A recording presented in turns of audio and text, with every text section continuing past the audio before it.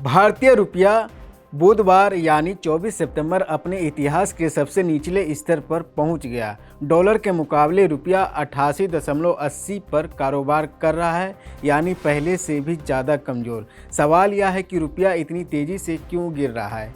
क्या ये सिर्फ अस्थायी हलचल है या फिर हमारी करेंसी सच में ताकत खो रही है? असल वजह अमेरिका की नई नीतियों में छिपी है। हाल ही में अमेरिकी राष्ट्रपति डोनाल्ड ट्रंप ने बड़ा फैसला लिया और H-1B वीज़ा शुल्क को सीधा 2 से $5,000 से बढ़ाकर $1,00,000 कर दिया।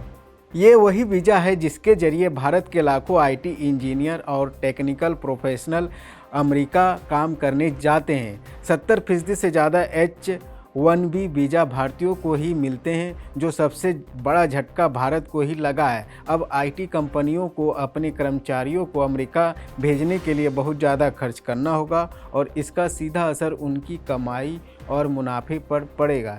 इतना ही नहीं, अमेरिका ने भारतीय सामानों पर 50% आयात शुल्क भी लगा दिया है। इसका मतलब है कि भारतीय एक्सपोर्ट महंगे हो जाएंगे और कंपनियों के लिए अमेरिकी बाज़ार में सामान बेचना मुश्किल होगा, यानी हमारी करेंसी पर दबाव दोगुना हो गया। दूसरी तरफ विदेशी निवेशक भी भारतीय शेयर बाजार से पैसा निकाल रहे हैं। साल 2025 की शुरुआत से अब तक वे करीब 1.37 लाख करोड़ रुपए की इक्विटी बेच चुके हैं। जब निवेशक पैसा निकालते हैं तो डॉलर की डिमांड बढ़ती है और रुपया कमज़ोर होता है। सोमवार को ही विदेशी निवेशक ने करीब 2,910 करोड़ रुपए के शेयर बेच दिए। ये केवल भारत की कहानी नहीं, बाकी एशियाई करेंसी भी दबाव में है। लेकिन भारत की स्थिति ज़्यादा खराब है क्योंकि हमारे ऊपर वीज़ा शुल्क और आयात शुल्क दोनों का दबाव एक साथ है। अब सवाल उठता है कि जब रुपया इतना गिर रहा है तो रिजर्व बैंक क्यों कुछ नहीं कर रहा? दरअसल RBI सीधे रुपया रोकने की कोशिश नहीं कर रहा,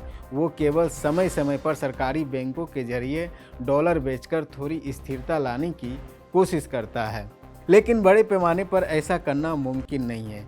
वजह है कि हमारे पास लगभग 700 अरब डॉलर का विदेशी मुद्रा भंडार जरूर है, लेकिन अगर हर महीने 10 से 15 अरब डॉलर खर्च करने पड़े तो यह भंडार भी जल्दी ख़त्म हो सकता है। इसलिए RBI की रणनीति है कि रुपये को कृत्रिम रूप से रोकने की बजाय धीरे धीरे और व्यवस्थित तरीके से गिरने दिया जाए ताकि बाज़ार में घबराहट न फैले।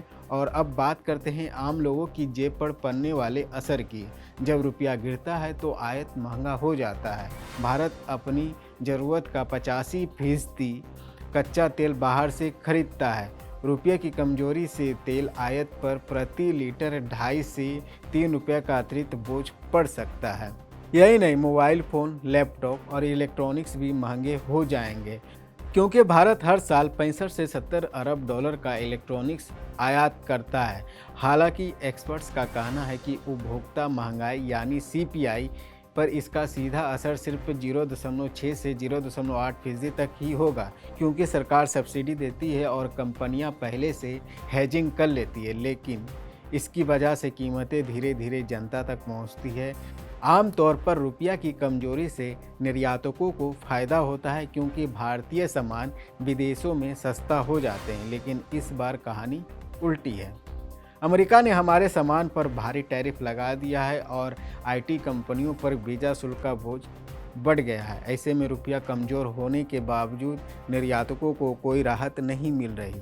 तो अब आगे क्या होगा? RBI के पास 3 रास्ते हैं, या तो ब्याज दरें बढ़ाएं, या बड़े पैमाने पर डॉलर बेचकर हस्तक्षेप करें, या फिर धैर्य रखकर रुपया को धीरे धीरे गिरने दें। फिलहाल RBI तीसरा रास्ता ही अपना रहा है, यानी रुपये को धीरे धीरे गिरने देना ताकि बाज़ार में अचानक कोई बड़ा झटका ना लगे और निवेशकों का भरोसा बना रहे। आपका क्या मानना है? क्या RBI को तुरंत कदम उठानी चाहिए या फिर धीरे धीरे गिरने ही देना सही रणनीति है?